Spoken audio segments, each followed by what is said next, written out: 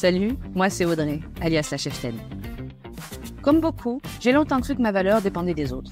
Mes parents, mes profs, mon conjoint, mon boss et même ma gynécologue. Entre syndrome de l'imposteur et doute permanent, je me sentais prisonnière de mes étiquettes.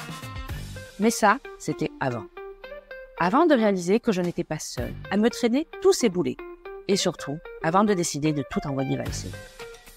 La cheftaine, c'est un podcast où on parle de ce qui nous freine, mais aussi de ce qui nous inspire. En solo ou avec mes invités, j'ai décidé de secouer le cocotier. Alors, si toi aussi tu cherches à te reconnecter à ta propre valeur et que tu veux un boost d'énergie positive, c'est parti. Bienvenue dans la cheftaine, le podcast sérieusement décalé. Place à l'épisode du jour. Bonne écoute!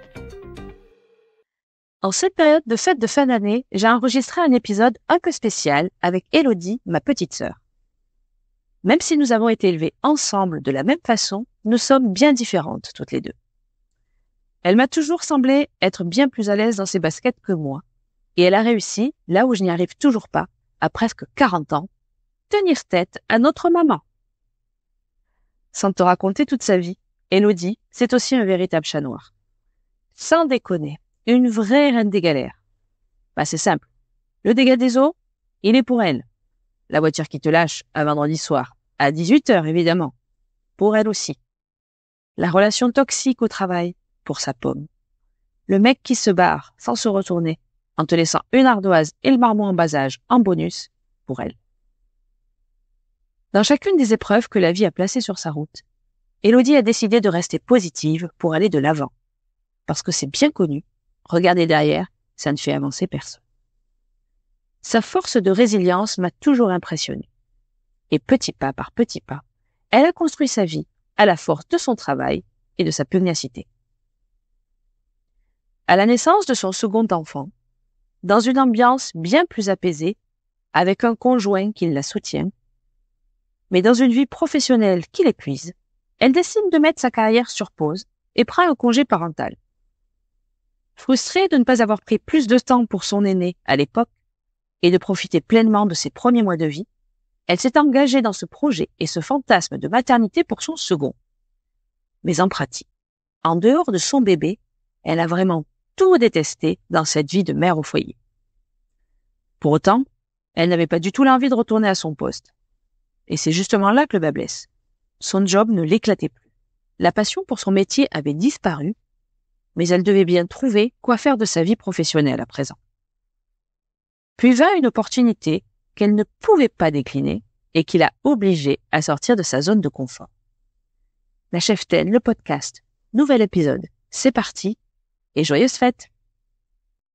Donc bonjour Élodie. Bonjour Audrey. Bienvenue sur le podcast de la cheftaine. Alors on est toutes les deux en train de se marrer. On est assis sur le lit de ta chambre, planqués, pendant que Esteban, ton fils aîné, est en train de regarder la télé.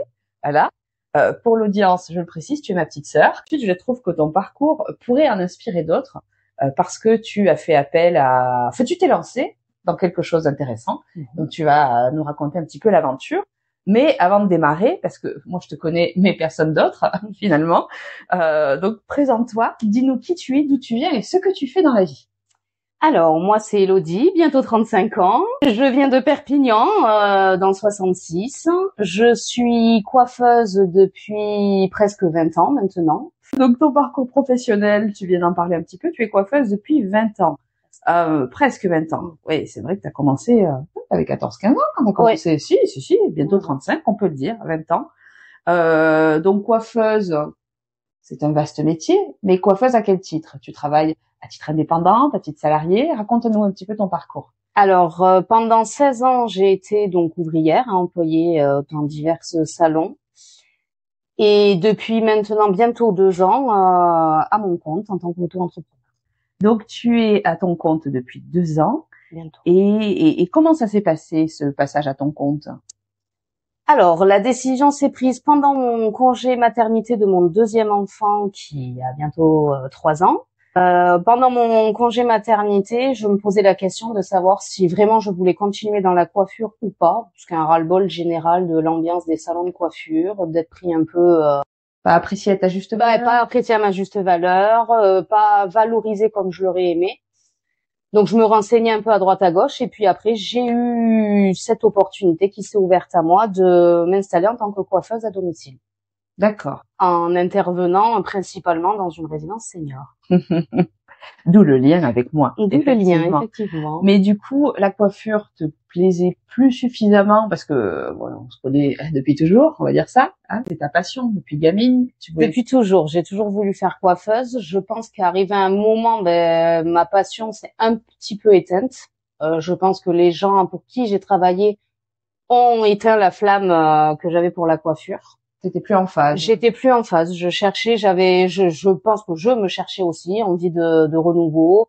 Et puis ça a été le congé mater aussi une période assez compliquée, déprime, mais on est coupé de tout lien social d'un coup. C'est vrai qu'on a toute cette réflexion là. Parce que j'ai quand même un premier enfant qui va bientôt faire 13 ans. Pour lui, j'ai pas eu de congé mater. J'ai repris le boulot, il avait 2 mois. Si, pas un congé maternité. Oui, mais tu veux dire un mois. congé parental. Parental, oui, voilà. Pour le deuxième, j'avais toujours dit si un jour j'ai la chance d'avoir un autre enfant, je prendrai un congé parental, les 3 ans, les machins. Sauf que ça se passe pas comme on le pense vraiment. Enfin moi en tout cas, c'est pas mon truc de rester à la maison qu'avec bébé. Et du coup voilà, je me posais plein de questions. Est-ce que déjà est-ce que je suis une bonne maman? Est-ce que vraiment je continue dans la coiffure? Est-ce que j'ai pas envie de faire autre chose? Et la question c'était vraiment quoi? Parce que je n'ai toujours aimé et toujours voulu faire que de la coiffure quoi. C'est vrai que tu parles de ton premier enfant et je me souviens que le congé parental, tu ne l'as pas pris pour des raisons de problématiques financières. Exactement. Et du coup, en termes d'organisation, c'est ce que tu voulais pas revivre avec ton deuxième. Je voulais pas parce que le premier, ça a été la nounou, papy, mamie et maman était vraiment plus ou moins inexistante dans sa vie. Oui, et du coup, c'est vrai que les horaires que tu avais quand tu étais en salon de coiffure, c'est beaucoup de travail le week-end, de grosses amplitudes. C'était du lundi au samedi, à part le mercredi après-midi que je ne travaillais pas, mais je le posais à 8h et je le récupérais à 19h30. Grosse amplitude qui fait que tu t'es posé ce genre de questions. Est-ce que j'ai envie de cette vie? Enfin, est-ce que je veux cette vie-là avec mon deuxième enfant? Je ne voulais pas et j'avais la chance pour le deuxième enfant d'être encore avec le papa. Chose que je n'avais pas pour le premier. Donc, on voit les choses différemment. Ok. Et puis plus âgé aussi. Plus âgé aussi, oui, exactement. Il y avait du recul et déjà de l'expérience. Donc moi, je précise pour l'audience, c'est un petit peu moi qui t'ai apporté cette opportunité puisque je dirige la résidence senior dans laquelle tu interviens, notamment, d'ailleurs. Et la coiffeuse habituelle a cessé ses activités. Et là, je me suis dit, tiens, Élodie, elle a le droit un peu du noir et elle tourne en rond chez elle à savoir ce qu'elle veut faire de sa vie. Elle aime bien travailler avec les personnes âgées parce que tu avais cette aspiration-là à un moment. Tu voulais même faire une formation de thanatopractrice. Exactement. J'hésitais entre soit dans l'aide à domicile, le contact justement avec les gens, notamment âgés, parce que j'aime bien ça. C'est bête, mais c'est comme ça. Ou je sais. C'est thanatopracteur. Oui, enfin vraiment mais la préparation des corps en fait quand ils sont morts, parce que je trouvais que ça allait un peu en continuité avec ce que je faisais, la mise en beauté des gens, mais là, pour leur dernier voyage, donc rendre une certaine dignité aux défunts. Et cette envie, déjà, je l'ai eue déjà de base quand Pépé est décédé, parce qu'il n'était absolument pas coiffé comme lui, il le souhaitait dans son cercueil. Je me revois avec ma brosse en train de le coiffer. C'est vrai que tu avais sorti la brosse et la brillantine. Et de là, je me suis dit non, mais c'est pas possible, il y a quelque chose à faire. Ouais. C'est vrai que c'est de là que l'idée avait déjà commencé un peu à mûrir. Bon, on est bien d'accord, et là je fais une parenthèse, les personnes âgées, effectivement, sont âgées, mais ça ne veut pas dire qu'elles seront bientôt mortes. Hein, non, pas du tout. Donc, pas du tout. D'autant que dans ce métier, on m'avait beaucoup mise en garde en me disant que on ne fait pas la mise en beauté, entre guillemets, si je peux appeler ça comme ça, qu'à de la personne âgée. Tu peux être face à des enfants, tu peux être face à des gens de ton âge. Et là, ça met un frein quand même, parce que est-ce que je les aurais aussi bien accrochés que ça pour mettre en beauté un enfant qui est mort? Je sais pas. Le cadre est différent. Ouais. Donc du coup, t'as pas eu à aller au bout de cette démarche-là, puisque Zoro est arrivé. Zoro est arrivé en ma personne, voilà. Et donc je t'ai dit, Élodie, là maintenant, c'est maintenant. Et donc grand bouleversement. Comment t'as appréhendé ça? Qu'est-ce qui s'est passé? Quand j'ai eu ton coup de fil pour me dire ça, ça m'a chamboulée parce que l'idée m'avait déjà traversé l'esprit, bon pas dans la résidence, mais de m'installer moi à mon compte. Après, moi, vu mon parcours, parce que j'ai quand même élevé mon premier enfant pendant 7 ans toute seule, je ne pouvais pas, entre guillemets, enfin, je me mettais beaucoup de barrières pour me lancer toute seule, pour côté financier, tout ça. Là, en étant, ben voilà, avec quelqu'un, 2 enfants, je me suis pas posé la question plusieurs fois, parce qu'au bout d'1 heure après, je t'ai rappelé en te disant que j'avais déjà préparé mes tarifs, mes amplitudes horaires, ce qu'il faudrait que je fasse, combien de chiffres d'affaires par jour pour pouvoir payer des charges, des machins, des trucs, sans savoir vraiment où je mettais les pieds, hein, pour Vincent. Ouais, mais t'avais déjà. Mais j'avais déjà, enfin voilà, j'ai réfléchi, on va dire, pendant 1 heure, et mais au bout d'1 heure, je me suis dit, mais là, c'est le moment, en fait. Il y a pas de frein, j'ai une sécurité. Quoi qu'il en soit, j'ai quand même un mari à côté de moi qui, si je me plante, il est là, quoi. Les enfants sont pas à la rue. Exactement. J'aurais de quoi remplir leurs assiettes le soir. C'est sûr que c'est une angoisse, effectivement, quand t'as des personnes à charge. Du coup, comment ça s'est organisé? Parce que tu étais en congé parental, donc salarié. Et sous contrat. Et sous contrat, voilà. Comment tu as organisé tout ça et vers quoi tu es allée? Alors, j'ai d'abord contacté donc mon employeur, chez qui j'étais en poste depuis 8 ans, en lui demandant, enfin en lui expliquant mon projet. Déjà, j'ai été transparente, j'ai été honnête, et je lui ai demandé de faire une rupture conventionnelle. De façon à pouvoir toucher le chômage. Exactement, parce que il faut se lancer, oui, mais pas s'enfiler. Mais bon, il faut quand même un petit pécule quand même pour se lancer. J'avais du matériel à acheter, donc il me fallait quand même une petite ceinture de sécurité, on va dire. La rupture conventionnelle, elle me l'a refusée, chose après que bon, je peux comprendre, hein, elle n'est pas dans l'obligation de l'accepter, mais la question s'est posée, c'est qu'est-ce que je vais faire? Parce que si je démissionne, je perds tout. Dans ma tête, ça tournait un petit peu en rond parce que je ne savais pas trop vers quoi je pouvais me tourner. De l'autre côté, j'avais pas d'argent de côté. De l'autre côté, le poste vacant d'intervenante coiffeuse à domicile à la résidence Claricia, il allait pas rester vacant 36 ans non plus, hein, parce que c'est pas parce que je suis ta sœur que j'avais la priorité non plus. Et j'ai la belle-mère donc de mon mari qui travaille à la Chambre des métiers de Perpignan, qui m'a parlé de du conseiller en évolution professionnelle. Voilà, du conseiller en évolution professionnelle, chose que je ne connaissais absolument pas. Alors en fait, j'ai pris rendez-vous donc avec une conseillère, je lui ai expliqué mon projet. De là, j'ai dû monter un dossier en fait assez solide pour prouver la validité et la solidité de mon projet, pour montrer que j'allais démissionner, mais c'était pas pour faire chou blanc après. De là, suite à la fin de cette candidature, on va dire, j'ai su passer en commission devant un jury qui a délibéré et qui m'a appuyé en me disant que oui, mon projet était solide et fiable. Donc, ils m'ont autorisé à démissionner pour pas que je perde mes indemnités de Pôle emploi, en fait. D'accord. Donc, ce conseiller en évolution professionnelle, c'est l'étape nécessaire pour pouvoir démissionner en personnel le chômage. Exactement. Et je ne connaissais absolument pas, donc j'ai trouvé ça super. Et je trouve qu'il devrait y avoir plus de communication justement sur ça. On commence à en parler, mais assez peu. C'est vrai qu'il y a donc la démission ne permet pas de bénéficier des droits au chômage immédiatement. Exactement. Non, on a sauf cas de motif légitime. Oui. Et pour avoir un motif légitime, notamment la création d'entreprise, il faut passer par la case du conseiller en évolution professionnelle. Mais c'est très bien parce que ça m'a permis quand même de découvrir beaucoup de choses, notamment un stage sur lequel je me suis positionnée tout de suite après. Donc il y avait les outils du chef d'entreprise et un petit peu de comptabilité aussi. Donc ça t'a envoyé en formation aussi. Oui. D'accord. C'était pas une obligation, mais j'ai préféré le faire et je regrette absolument pas parce que j'ai pu déterminer quel statut je voulais me placer. Parce que j'étais pas dans l'obligation en fait de me mettre en tant qu'entrepreneur. Hein. J'aurais pu me mettre en entreprise individuelle ou autre chose. Oui, mais ça t'a permis d'aller plus loin sur mais j'ai voilà, parce que quand on fait les études de coiffure, notamment pour le brevet professionnel, on aborde un peu ces sujets de statut et tout ça, mais on le survole. Hein, on n'est pas. Les études de coiffure remontaient un certain temps aussi, elles étaient plus d'actualité peut-être. Oui, le brevet professionnel, j'avais 17-18 ans. Voilà, ça commençait à faire un peu long, mais ça m'a énormément servi. Cette formation et puis ce conseil en évolution là, je le conseille fortement. Si on a le choix, enfin l'ambition de démissionner pour monter sa société ou pour se lancer dans toute autre chose, je trouve que c'est très bien parce qu'en plus ce sont des gens qui vont. C'est du service public, c'est gratuit. C'est gratuit, ça oui, il faut le préciser aussi. Hein. Et puis les accompagnants sont super. Enfin moi, celle avec qui j'ai eu affaire, elle a été mais alors extraordinaire. Du coup, ça t'a permis finalement de cadrer vraiment ton projet. Exactement. D'affiner un petit peu ça avec une formation. Et derrière, bon, ben, j'allais dire soutenu ton projet devant ce jury, qui a validé en disant, bon, ben voilà, elle va pas au casse-pipe, ou du moins, elle met tout pour ne pas y aller. En sachant que le projet, quand on le présente au jury, enfin, c'est pas moi qui vais, je fais pas un oratoire. C'est ta conseillère qui l'a défendu? Pas du tout. On a tout mis sur papier, en fait. On en a discuté, elle et moi, pendant au moins 4 rendez-vous, du travail, moi, à la maison. Elle reprenait un petit peu, en tant que dyslexique, les fautes d'orthographe étaient nombreuses. Et après, elle présente, en fait, le dossier, mais tout est mis par écrit. D'accord. C'est-à-dire que je ne me présente même pas au jury, donc c'est pas comme le seul truc, ouais, c'est le seul truc, le petit point négatif que je leur dirais. Parce que, envie de défendre ton mixtape, exactement. Ouais.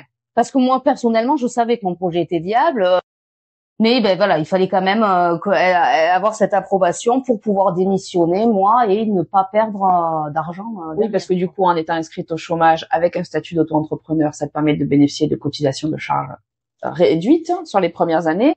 Et puis tu peux. Alors pas forcément d'être au chômage, d'être inscrite au chômage et d'être en auto-entrepreneur. Ce que j'ai pu faire, c'est toute personne qui a été au chômage le sait. Oui. Soit j'étais payée tant par mois. En fait, si je ne me dégageais pas de salaire ou si je me dégageais un tout petit salaire dans les premiers temps de mon activité, Pôle emploi pouvait me faire un complément. C'est-à-dire que j'avais droit, on va dire, je vais dire une bêtise, 1100 € de chômage par mois.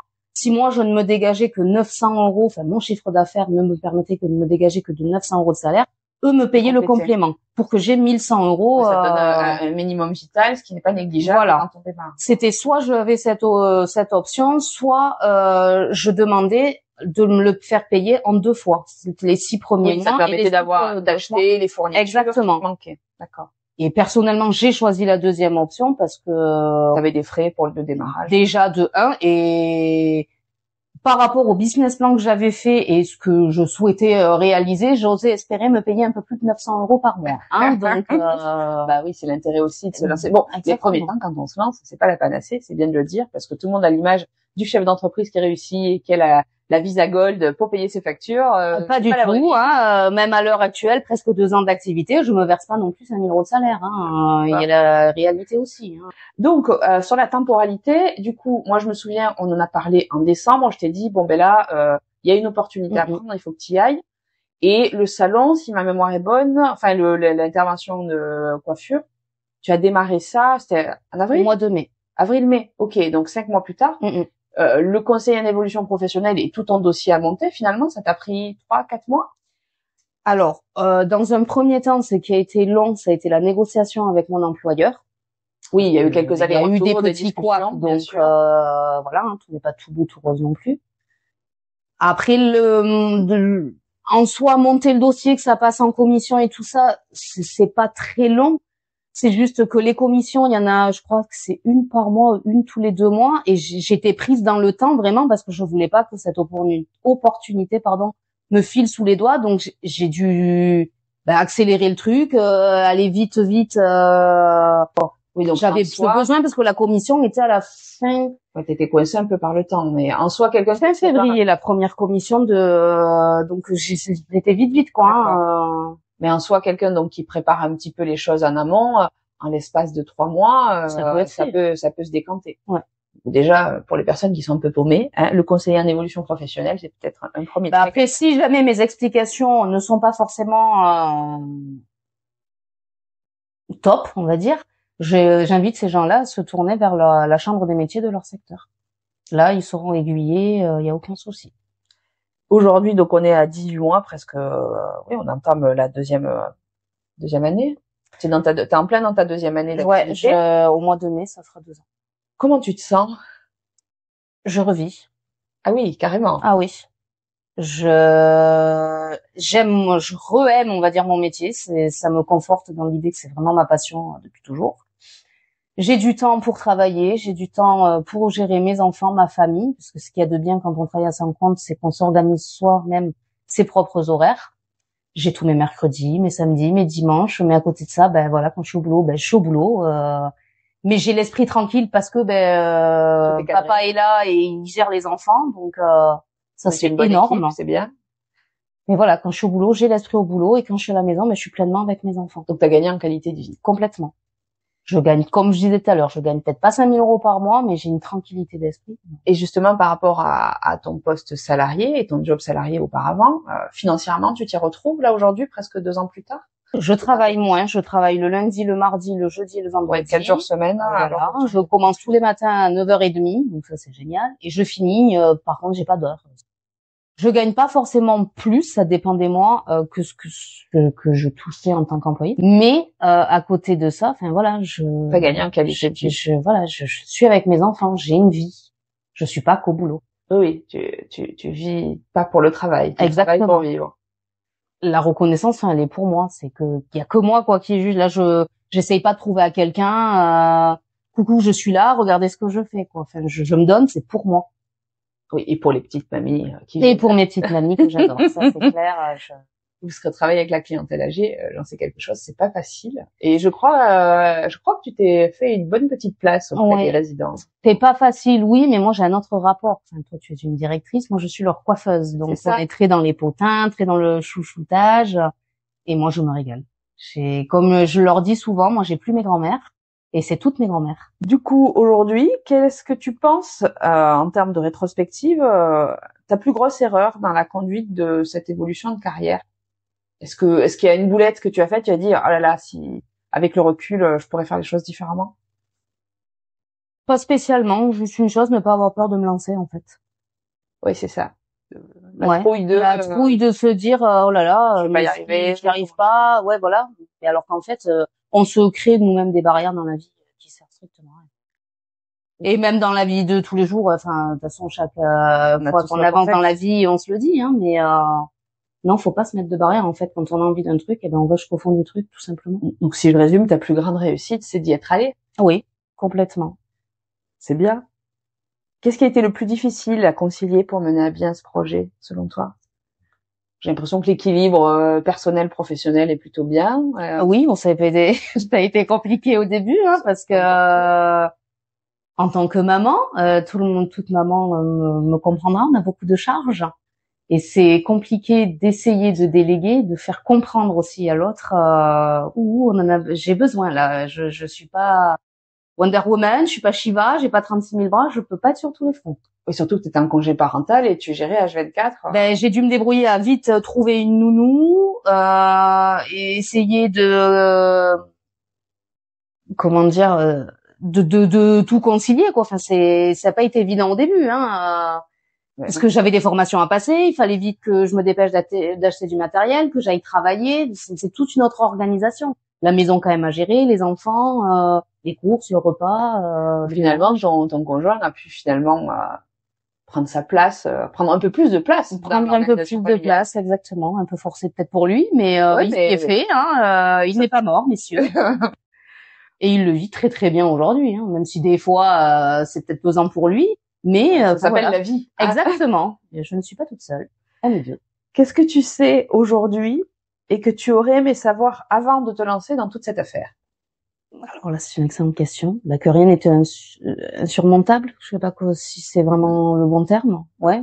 Que faut arrêter de se faire un monde pour pas grand-chose. Faut y aller, quoi. Faut y aller. Voilà, faut foncer. J'allais te poser la question de qu'as-tu gagné à te lancer, mais ça parle, voilà. Voilà, j'ai tout gagné. T'es épanouie. Je suis épanouie, je me régale. J'aime mon métier encore plus qu'avant. Même si je fais que de la mise en pli ou de la permanente, des petits brochings, mais je me régale. Ça n'a rien à voir. Bah, c'est le principal, hein. Quelles sont tes perspectives? Tu te vois où d'ici 5 ou 10 ans, par exemple? Ah bah, toujours en place avec mes mamies. Voilà, indéboulonnable. C'est ça. En même temps, t'as 35 ans, hein, donc tu as du temps devant toi. Oui, bah j'ai du temps. Après, mon ambition plus tard, c'est de travailler quand même un peu plus. Là, je me permets de faire ça aussi parce que je peux et parce que j'ai quand même un enfant en bas âge. Après, à long terme, tu as des perspectives de croissance encore plus oui, je peux travailler plus d'être plus présente à la résidence ou de démarcher d'autres maisons de retraite, d'autres résidences. Vraiment de rester auprès du public âgé. Oui, quand même. Ouais. Ça te tient à cœur de rester avec ce public. Oui, parce que ça leur fait du bien. Donc ils ont besoin de ça aussi. C'est le lien social. C'est du lien social. Et puis moi, ils me font du bien aussi. On est arrivé au bout des questions que je t'avais envoyées. Et maintenant, j'ai quelques petites questions que tu ne connais pas. Réponse au tac au tac, sans Attention. réfléchir. Attention. Oula. Quelle est ton héroïne dans l'histoire et pourquoi? Et dans l'histoire avec un grand H. Oh, bah enfin, la reine d'Angleterre. Hein. Oh, Elisabeth. Elisabeth II. Elisabeth II, nous précisons. Un La feu première. Elisabeth II. Oui. Voilà. Et pourquoi? J'ai toujours admiré cette femme. Elle a eu une vie qui ne lui était pas destinée de base et elle l'a menée, mais alors, comme un chef. Quelle faute t'inspire le plus d'indulgence? Alors, je dirais un mensonge, mais alors tout dépend de l'ampleur du mensonge. Allez, un petit tu préfères. Tu préfères thé ou café? Gars, café. Beaucoup de café. Ah oui, Trop de café. trop. Tina ou Affida Turner? Oh, bah Tina. Star Wars ou Star Trek? Oh, Star Wars. Ça sent le traumatisme de l'enfance tout de même. Oui. Avec ou sans ammoniac? Oh, bah je dirais avec, puisque je travaille avec de l'ammoniac. Mais j'en sniffe toute la journée. As-tu un mantra, une citation ou une devise que tu t'appliques au quotidien? Ce qui ne tue pas rend plus fort.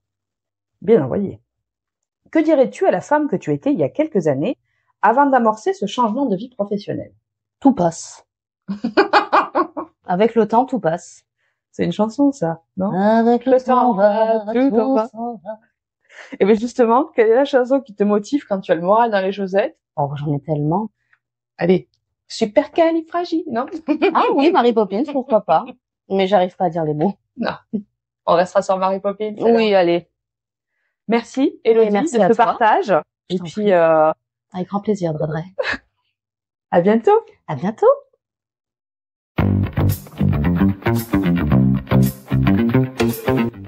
Merci d'avoir écouté cet épisode jusqu'au bout. J'espère que tu repars avec de l'inspiration et de nouvelles perspectives pour avancer avec confiance. Si cet épisode t'a plu, pense à t'abonner pour ne rien manquer des prochains. Et surtout, n'hésite pas à laisser un avis plein d'étoiles sur ta plateforme d'écoute préférée. C'est le meilleur moyen de soutenir le podcast et de faire grandir notre belle communauté. On se retrouve très vite pour un nouvel épisode, toujours aussi décalé et inspirant. À bientôt dans la Cheftaine.